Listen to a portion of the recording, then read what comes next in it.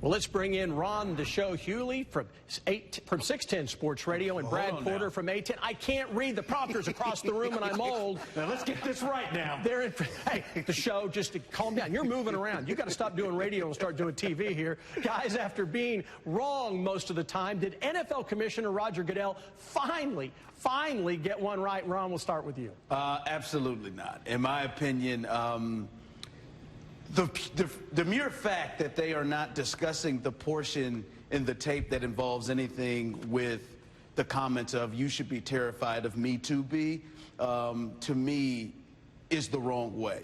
I have any problem with the investigation over the issues with the child because there was nothing to come out of that, and I understand them coming to that conclusion. But if we look at everything and we understand what happened in 2014, and you're going to tell me the person who pled guilty to strangling this young lady, punching her, all of these things that he pled guilty to, whatever reasons you say he pled guilty for, he pled guilty to them.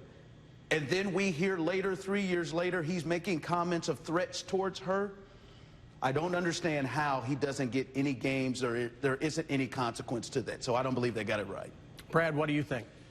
I think they got it right for now, and I think the National Football League has left themselves open for the opportunity to take further action if they think something else happened. Look, the NFL's in a tough spot here. It's a purely he said, she said situation.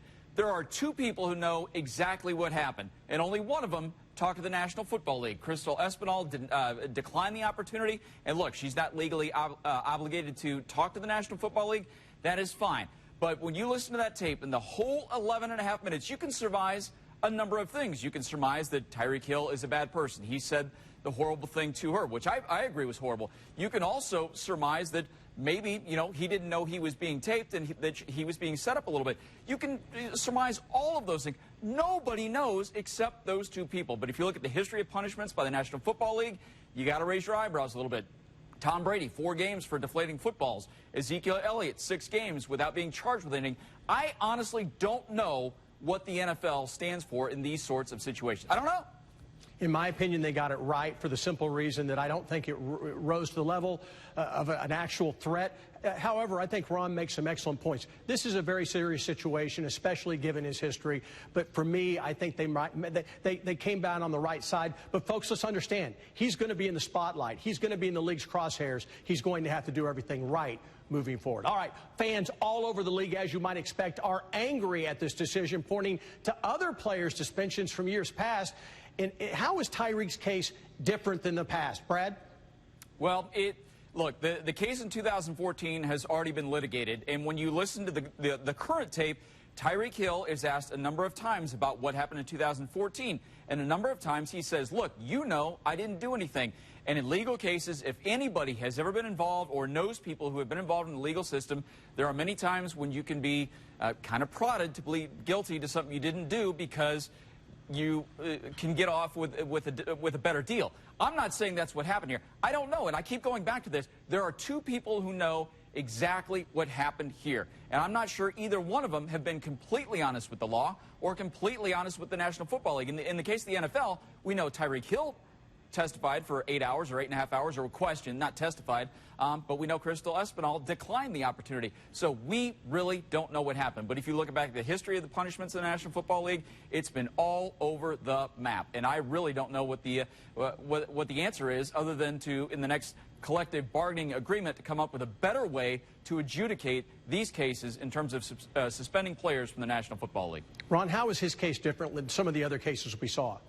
I think we have to take a look at maybe 2 cases that come close to mirroring him, and that is Ezekiel Elliott of the Cowboys and then Jimmy Smith of the Ravens. Jimmy Smith was suspended for 4 games for threatening text messages to his fiancée, and then obviously the Zeke Elliott situation. I would say Tyreek is worse because he has the history. He has the history, and I don't think you can just ignore the history of their relationship. The previous relationship with her is he made those threats, and when he makes those threats, we have to take into account what has happened between them before. And whether or not you believe this happened or not, whether or not you believe that the 2014, now that you've heard this new tape, that 2014 may not have happened the way it was pled guilty to. And to me, if it's pled guilty to and he had those actions, those guys were suspended and didn't have anything in their background, anything close in their background to what he pled guilty to, and they got 4 in 6 games, and he got none. So I think those are the two that it closely mirrors, and they got off worse, and his history is far worse than theirs. Okay, let's turn to the football portion of this story. Is Tyreek Hill the difference between a Super Bowl run and just another playout flameout? Ron, we'll start with you.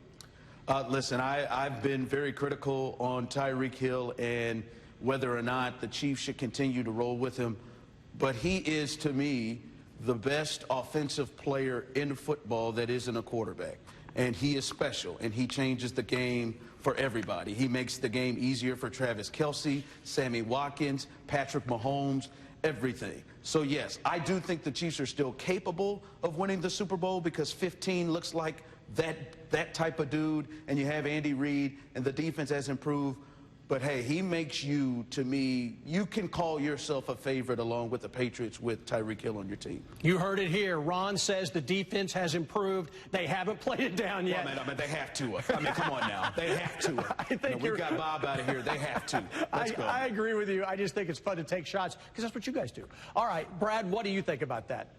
I think when you have the best quarterback in the National Football League, yes, he is number one, not Tom Brady, not Aaron Rodgers. I don't care what all the rankings and the Madden things have to say.